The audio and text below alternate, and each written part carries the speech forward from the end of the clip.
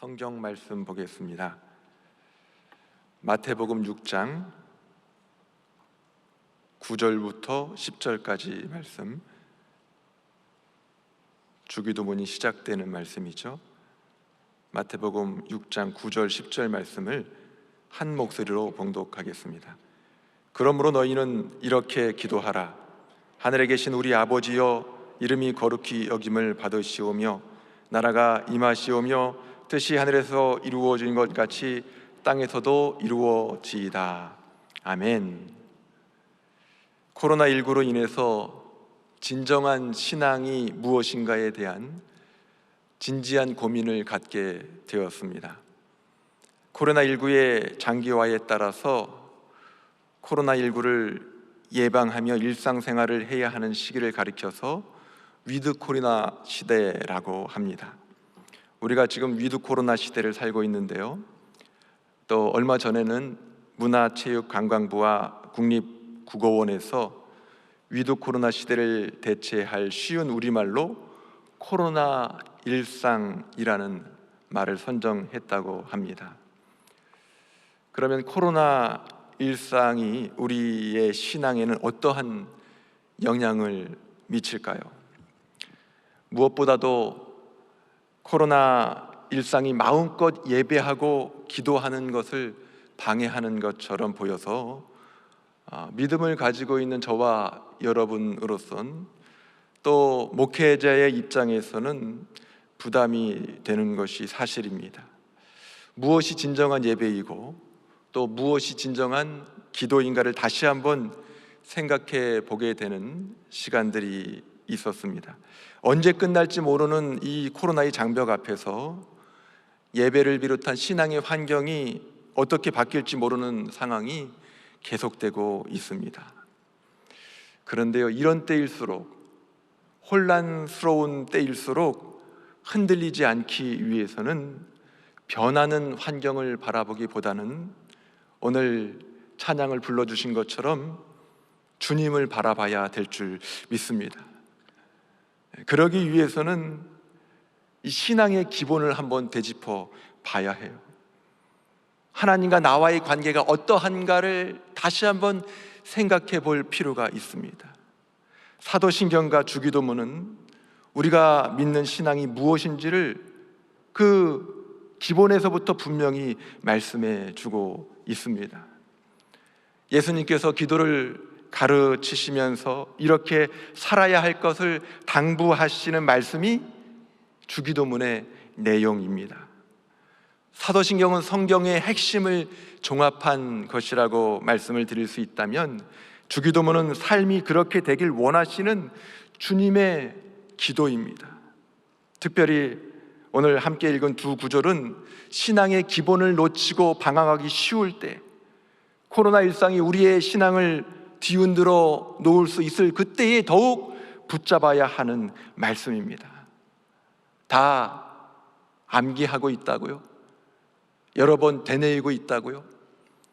주기도문을 우리가 물론 다 암기하고 있습니다. 지금도 누구나 할 거 없이 잘 자유자재로 암송해서 드러낼 수가 있습니다. 하지만 단순히 암기했다고 넘어가 버리고 마는 말씀이 아니라는 사실입니다.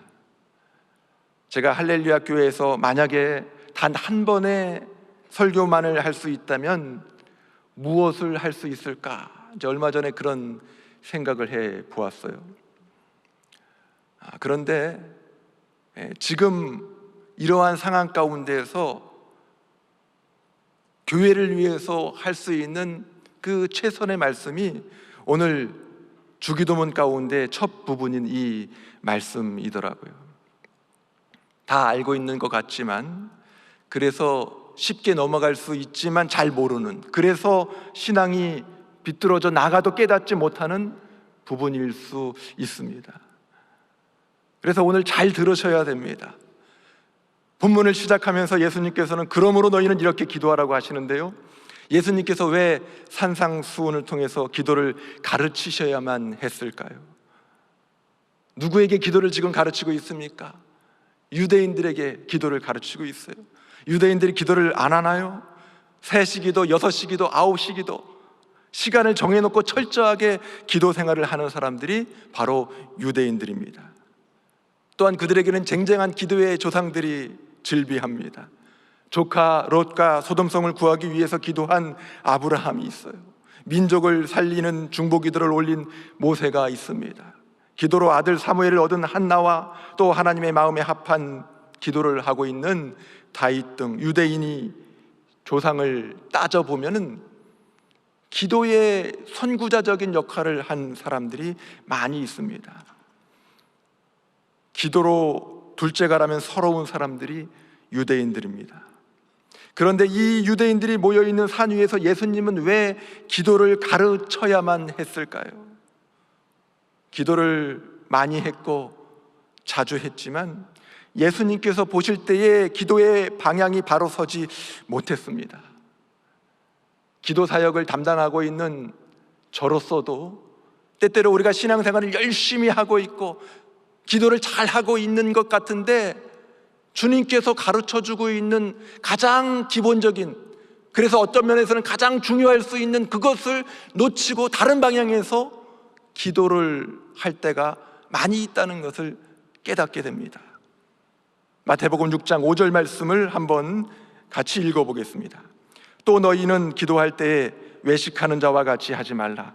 그들은 사람에게 보이려고 회당과 큰 거리 어귀에 서서 기도하기를 좋아하느니라. 내가 진실로 너희에게 이르노니 그들은 자기 상을 이미 받았느니라. 예수님께서는 그 당시에 바리새인을 비롯한 많은 사람이 기도를 하긴 하는데 어떻게 기도를 하는 거예요? 외식하는 기도를 하고 있음을 알고 여기에서 벗어나도록 기도를 가르쳐야겠다고 생각하셨습니다. 바리새인들은 사람에게 보이려고 기도했습니다. 당시에 지식인들이라고 할 수 있는 바리새인들이 그렇게 자신을 드러내는 기도를 하고 있으니까 예수님께서 기도를 가르치지 않을 수 없었던 것이죠. 기도를 가르쳐야만 하는 이유가 한 가지 더 있습니다. 마태복음 6장 7절 말씀을 보겠습니다. 또 기도할 때 이방인과 같이 중언부언하지 말라. 그들은 말을 많이 하여야 들으실 줄 생각하느니라. 아멘. 바로 중언부언하는 기도가 당시에 이방인을 비롯한 많은 사람에게 젖어 있었어요. 했던 말을 반복하면서 때로는 어떤 의미인지도 모르고 비나이다 비나이다만을 반복합니다. 우리의 옛 조상들도 정한수를 떠놓고 정성을 다해서 비는 그런 기도를 했죠. 기도의 공력을 통해서 자신의 소원을 이루려고 하는 기도입니다. 바리새인의 기도나 이방인의 기도로 이런 기도들은 모두 사람에게 보이려고 하는 기도입니다. 자기의 의를 추구하는 기도죠. 예수님께서는 그런데 이러한 기도를 경계하셨던 것입니다. 그러면 예수님은 제자들과 주님을 따르는 무리에게 어떻게 기도하라고 가르치고 계신가요? 그것이 오늘 나누고자 하는 주기도문의 내용입니다. 주기도문의 내용을 보면 예수님께서는 먼저 해야 할 기도는 하나님을 위한 기도라는 것을, 하나님을 위한 간구라는 것을 가르치셨습니다. 기도는 내가 나를 위해서 하나님께 하는 것인 줄 알았는데 예수님의 기도는 달랐습니다. 나의 소원을 이루어내는 것이 아니라 하나님을 위한 간구에 초점이 맞춰져 있습니다. 이런 말을 제가 들었습니다. 시계가 하나인 사람은 시간을 정확히 알지만 시계가 두 개인 사람은 결코 확실한 시간을 알지 못한다. 우리는 끊임없이 분리되는 세상에 살고 있어요. 그래서 어떤 목표를 설정해 놓고도 끝까지 가지 못하고 옆으로 새는 경우가 많이 있습니다. 오늘날 이 시대의 지도자들의 모습을 봐도 그렇습니다. 처음에 어떤 선출직 그런 지도자로 뽑혔을 때는 굉장히 겸손하게 또 열심히 섬길 것처럼 하는데 임기 말이 되어서는 흐지부지해지기 쉽습니다. 그래서 가면은 안 되는 길로 가게 되는 경우도 많이 있어요. 지도자들이 임기 말에 가서는 존경받지 못하는 이유는 많은 경우에 있어서 초심에서 벗어난 삶 때문이라고 할 수 있습니다. 시계가 하나가 아니라 두 개이기 때문에 그렇죠. 그러면 저와 여러분이 가져야 할 하나의 시계는 무엇일까요? 무엇에 우선순위를 두어야 할까요? 무엇에 우선순위를 두어서 기도하며 무엇에 우선순위를 두어서 인생을 살아가야만 할까요? 예수님께서 가르쳐 주신 기도를 통해서 한번 생각해 보도록 하겠습니다. 먼저 하나님의 존재가 구별되도록 기도해야 합니다. 이름이 거룩히 여김을 받으시오며, 이렇게 예수님께서 기도를 가르쳐 주고 있죠. 하늘에 계신 아버지로서 하나님을 부르고 첫 번째 기도를 하시는데 그 내용이 이름이 거룩히 여김을 받으시오며 입니다. 여기에서 이름은 누구의 이름을 말하고 있습니까? 하나님의 이름이 거룩히 여김을 받도록 기도해야 한다는 것이죠. 이름이 거룩히 여김을 받는다는 것은 하나님이라는 단어의 발음을 정확하게 하고 거룩하게 하라는 것이 아니죠. 여기에서 이름은 하나님의 존재를 상징한다고 볼 수 있습니다. 그리고 거룩함은 하나님의 놀라운 권능과 깨끗함을 나타내 주고 있습니다. 하나님의 존재의 거룩함 그 자체가 능력이 될 수 있습니다. 거룩이라는 말은 보통 구별되다라는 의미를 가지고 있지요. 여기에서 그 구별이라는 것은 근본적으로 질적으로 구별이 되는 것입니다. 설명이 필요 없는 거예요. 척 보면 아는 것입니다. 이것이 거룩입니다. 축구 경기를 보면요, 같은 편이라도 한 사람은 다른 색깔 유니폼을 입고 있습니다. 누구죠? 골키퍼예요. 골키퍼만 그 라인 안에서 손을 쓸 수가 있어요. 색깔이 다르니까 심판이 딱 봐도 아, 골키퍼구나 구별이 되는 겁니다. 골키퍼가 공을 잡아도 반칙이라고 핸들링하고 파울 선언을 하지 않습니다. 그런데 다른 사람이, 다른 색의 유니폼을 입은 사람이 공을 잡으면 당장 핸들링 반칙을 선언하게 되지요. 누가 봐도 척 보면 아는 거죠. 주의를 어떻게 거룩히 지킬 수 있습니까? 다른 날과는 다른 겁니다. 믿지 않는 사람들이 봐도 척 보면 예배 드리는 걸 압니다. 구별이 되는 겁니다. 이게 거룩입니다. 거룩히 여긴다는 것은 세상의 다른 것과는 구별되는 존재로서 여겨져야 한다는 의미를 포함하고 있습니다. 기도와 동시에 하나님의 존재가 거룩히 여김을 받고 구별되도록 우리의 삶이 뒤따라야 하는 기도입니다. 구별된 삶으로 그리스도인이라는 것을 세상에 들켜야 합니다. 세상에 내보여져야 합니다. 그런데 로마서 2장에서는 하나님을 아는 자들로 인해서 오히려 하나님이 모독을 받는다는 말씀을 하고 있습니다. 로마서 2장 23절 24절 말씀을 제가 봉독해 보겠습니다. 율법을 자랑하는 네가 율법을 범함으로 하나님을 욕되게 하느냐? 기록된 바와 같이 하나님의 이름이 너희 때문에 이방인 중에서 모독을 받는도다. 하나님의 이름이 모독을 받지만 여기에서 이 말씀의 의미는 결국 하나님 당신 자신이 모독을 당하고 있다는 것을 의미하고 있지요. 결국 예수님의 기도는 하나님과 교회에 대해서 모독과 비판을 일삼고 있는 오늘날과 같은 시대에 하나님의 존재 자체가 이렇게 거룩하신 분이시다, 구별되신 분이시다라는 것을 인정해 달라는 요청입니다. 우리가 하나님을 거룩하신 분으로 인정을 하든 인정하지 않든, 그렇게 살든 그렇게 살지 못하든 간에 하나님은 그 자체로서 거룩한 분이신 줄 믿습니다. 그런데 우리가 하나님을 거룩하신 분으로 인정하기 시작하면 너무나 큰 은혜와 복을 우리가 받을 수 있고 누릴 수 있게 됩니다. 하나님을 거룩하신 분으로 인정하면 우리는 하나님께 나아갈 때 이전과는 다른 반응을 나타낼 수밖에 없어요. 거룩한 예배로 나아가게 됩니다. 삶 속에서도 거룩이 배어서 나를 통해서 그런 거룩이 또 다른 이웃들에게 전달이 됩니다. 로마서 12장 1절 말씀을 같이 봉독하겠습니다. 그러므로 형제들아, 내가 하나님의 모든 자비하심으로 너희를 권하노니 너희 몸을 하나님이 기뻐하시는 거룩한 산 제물로 드리라. 이는 너희가 드릴 영적 예배니라. 아멘. 거룩한 산 제물로 드리라고 그랬어요. 어디에서? 삶 가운데에서 드려야 하는 것이죠. 예배 시간에만 거룩을 유지하는 것이 아니라 우리의 삶이 거룩한 산 제물이 되어야 될 줄 믿습니다. 제물이 되는 것은 나 자신이 죽어야 가능합니다.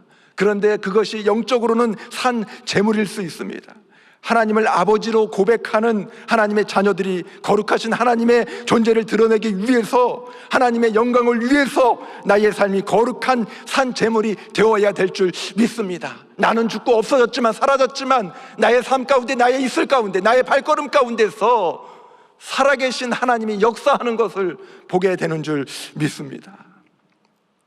서양의 기독교 격언에 이런 말이 있다고 해요. 당신의 삶이 당신의 친구가 읽는 성경책입니다. 멋지죠? 전도를 하려고 말로 무엇인가로 여러 가지 하고 있는데 삶 자체가 성경이 되어서, 말씀과 포개어지는 삶이 되어서, 거룩한 산 제물이 되어서 나가다 보니까 성경책을 읽지 않는데 성경책을 읽고 있어요. 말하지 않는데 마음 가운데서 예수님을 동경하고 있어요. 친구의 삶이 나를 그렇게 인도할 수 있다라는 것입니다. 내 자신이 주님의 말씀을 온전히 붙잡고 제물이 되어 나아갈 때 또 다른 영혼이, 나를 친구로 알고 있는 그 영혼이 나를 통해서 말씀을 볼 수 있는 줄 믿습니다. 오늘날과 같이 기독교의 이미지가 실추된 때에 오히려 저와 여러분의 삶이 이웃의 성경책이 되어서 하나님의 존재가 구별되고 영광 받으시는 은혜가 있기를 바랍니다. 두 번째는 하나님의 나라가 임하도록 기도해야 합니다. 나라가 임하시오며, 나라가 임하시오며에서의 나라는 누구의 나라입니까? 물론 나의 나라가 아니죠. 하나님의 나라입니다. 예수님께서 이 땅에 오셔서 선포한 복음의 핵심은 무엇입니까? 하나님의 나라입니다. 사복음서의 공통된 핵심도 하나님 나라입니다.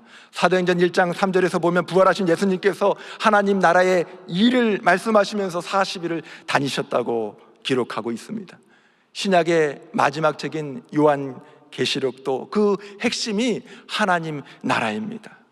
예수님께서는 그토록 중요하게 여겼던 이 하나님 나라가 임하도록 기도하셨던 것이죠. 그러면 하나님 나라의 본질은 무엇입니까? 하나님 나라의 본질은 하나님의 통치권이 행사되는 것입니다. 대한민국의 통치권은 국민이 뽑은 대통령에게 있는데요, 서울에도 대통령의 통치권이 미치죠. 그런가 하면 이 교도소 안에도 대통령의 통치권이 미칩니다. 그런 것처럼 하나님 나라라고 하면 하나님의 통치권이 어디에든 임하게 됩니다. 하나님의 통치, 그러면 대통령의 통치와는 사뭇 다른 부분이 많이 있어요. 하나님의 통치는 시간과 공간을 초월하는 그러한 개념을 가지고 있습니다. 환경적인 장애를 뛰어넘는 통치입니다. 대통령의 통치는 어떻습니까?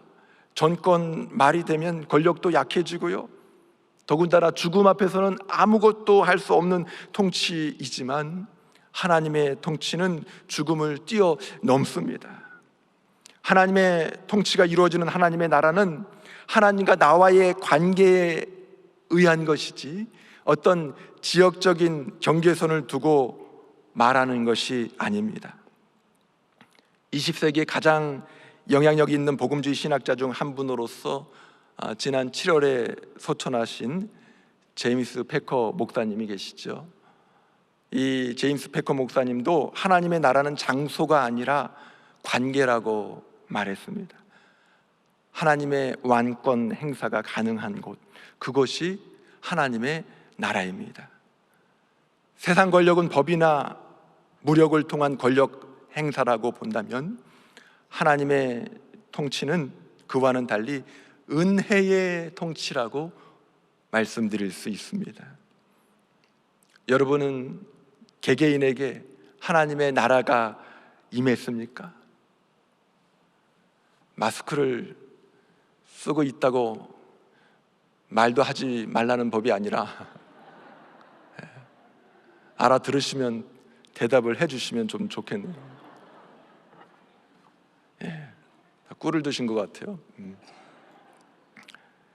하나님의 나라가 여러분 각자에게 임했습니까? 그렇다면 그 증거는 무엇입니까? 하나님의 나라가 어떻게 임합니까? 마가복음 1장 14절 15절 말씀을 보면 회개를 통해서 임합니다. 한번 그 말씀을 같이 보겠습니다. 요한이 잡힌 후 예수께서 갈릴리에 오셔서 하나님의 복음을 전파하여 이르시되 때가 찼고 하나님의 나라가 가까이 왔으니 회개하고 복음을 믿으라 하시더라. 아멘. 마태복음 5장 3절 말씀에도 심령이 가난한 자는 천국이 그들의 것이라고 말씀하고 있죠. 회개와 믿음을 통해서 우리 안에 하나님의 통치가 시작되는 거예요. 로마서 14장 17절 말씀에도 하나님의 나라는 먹는 것과 마시는 것이 아니요 오직 성령 안에 있는 의와 평강과 희락이라 말씀하고 있습니다. 의와 평강과 희락이 있는 곳, 그곳이 하나님의 나라입니다. 이러한 관계는 성령 안에서 가능합니다. 내가 어떻게 하나님의 나라에 참여할 수 있는가?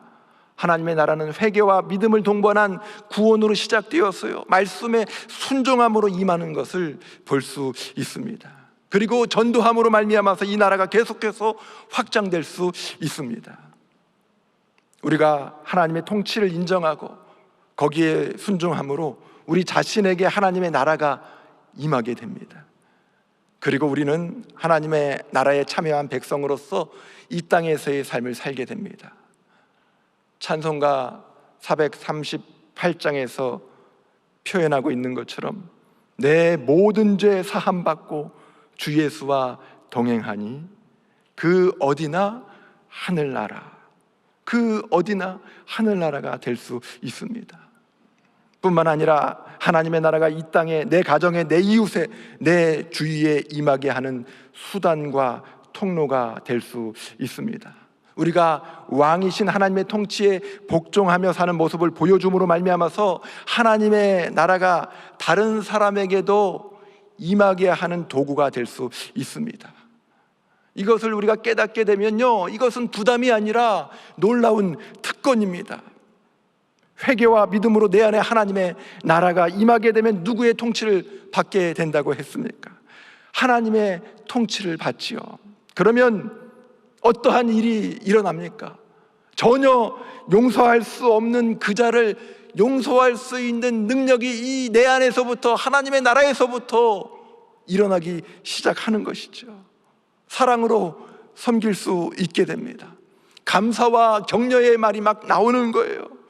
그러면 어느 순간 나만 하나님의 나라인 줄 알았는데 내 주변이 하나님의 나라로 변하기 시작하는 겁니다. 결국 하나님의 나라가 임하도록 기도하는 것은 내 개인에게만 임하는 것이 아니라 동시에 구원의 역사가 확장이 되어서 이 세상에서 사탄 마귀의 세력이 물러가고 하나님의 통치가 이루어지는 것을 기도하는 것인 줄 믿습니다. 예수님의 기도 가운데 하나님의 간구를 먼저 하셨다고 했는데요, 그 세 번째는 하나님의 뜻이 이루어지도록 기도했다는 것이죠. 뜻이 하늘에서 이루어진 것 같이 땅에서도 이루어지이다. 뜻이 땅에서도 이루어지이다는 누구의 뜻이 이루어지는 것을 말씀하고 있습니까? 물론 여기에서도 하나님의 뜻이죠. 우리는 기도할 때 너무 자주 하나님의 뜻을 꺾고 나의 뜻을 고집해서 이루려고 하는 경향이 있습니다. 사실 기도하는 가장 중요한 이유는 하나님의 뜻을 깨닫고 그 하나님의 뜻에 순종하기 위해서 기도하는 것이죠. 뜻이 하늘에서 이루어진 것 같이 땅에서도 이루어지이다는 기도는 예수님의 순종으로 뜻이 하늘에서 이루어짐으로 내가 구원받은 열매로 나타난 것처럼 이제는 내가 땅에서 순종해서 하나님께서 원하시는 또 다른 열매를 만들어내겠다는 그러한 결단이 담긴 기도입니다. 하늘에서 예수님의 십자가 죽음으로 말미암아서 모든 뜻이 이루어졌어. 이제는 땅에서도 내가 이것을 이루어내야겠다는 것입니다. 그래서 이 기도에는 하나님의 뜻에 순종하는 능력을 달라는 의미가 내포되어 있는 것입니다. 그러면 하나님의 뜻은 무엇을 말하고 있습니까? 그것은 하나님의 목적과 계획과 작정, 이런 것들을 포함하고 있습니다. 그런데 그 하나님의 뜻은 어떻게 표현되고 있습니까? 크게 보면 우리가 기도할 때 하나님의 뜻을 구별해서 우리 깨닫기 원하는데 두 가지로 볼 수가 있어요. 우주적인 하나님의 뜻과 각 개인과 개별적인 대상을 향한 하나님의 뜻이 있습니다.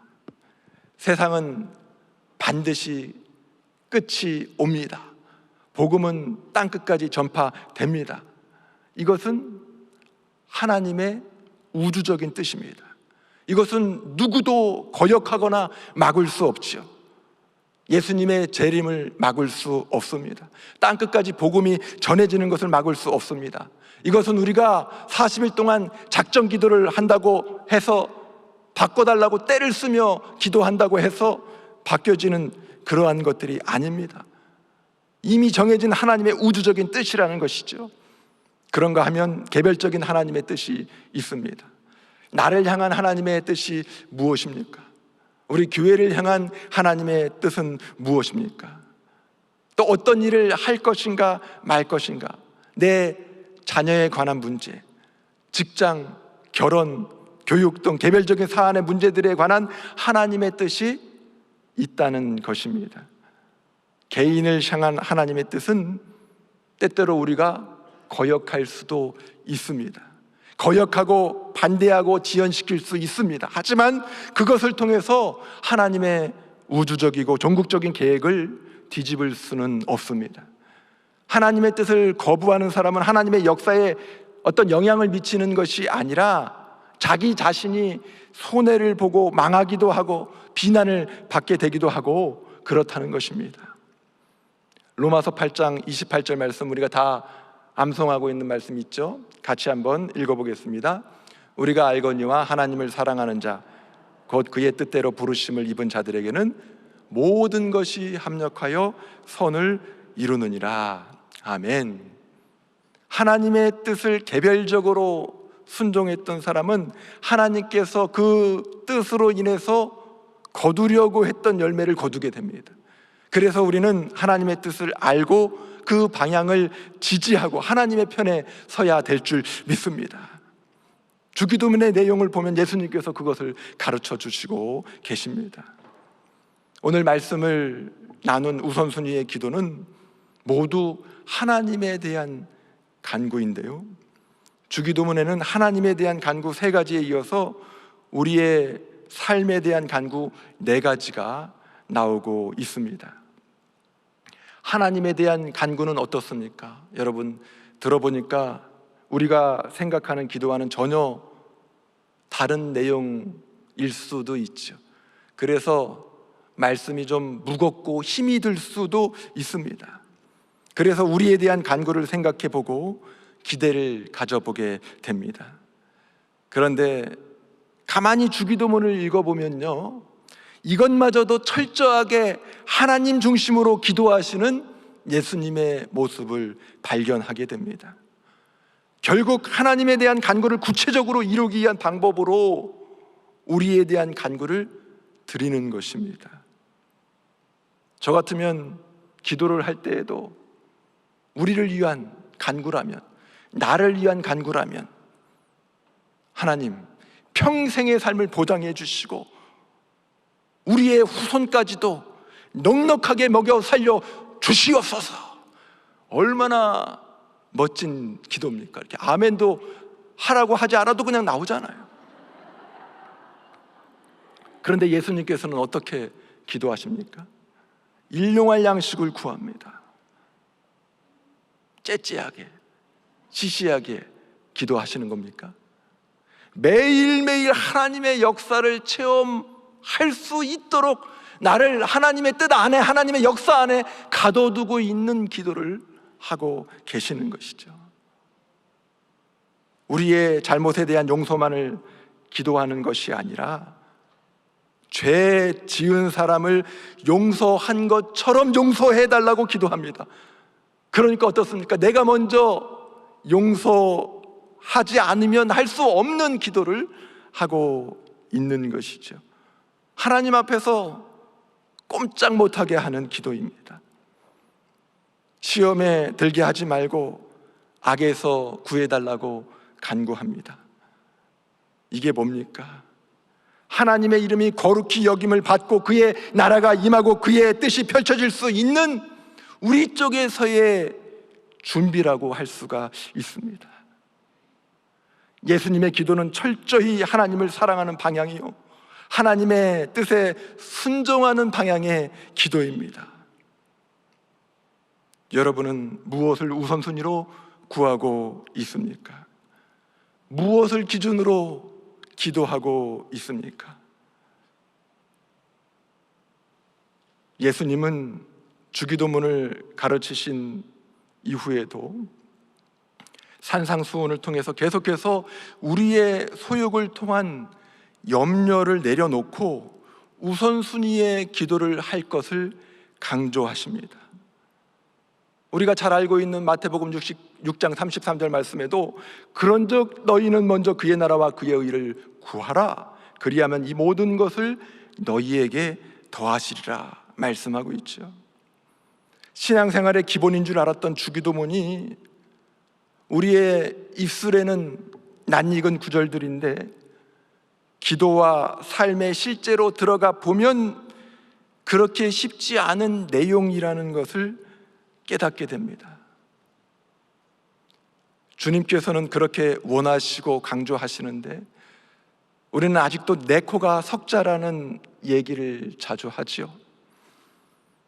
그런데요, 주기도문과 마태복음 6장의 산상수훈 말씀을 가만히 살펴보면 내 코가 석자이기 때문에 먼저 구할 것을 먼저 구해야 합니다. 하나님의 존재가 영광 받으시도록, 그리고 그의 나라가 임하고 뜻이 이루어지도록 구해야 합니다. 그러면 삶의 목적이 뚜렷해집니다. 신앙생활 따로 사회생활 따로가 아닙니다. 어디에 있든지 무슨 일을 하든지 하나님의 것을 먼저 구했을 뿐인데 우리의 필요마저도 더해집니다. 이게 하나님 안에서 제대로 신앙생활하는 사람들의 묘미라고 할 수가 있지요.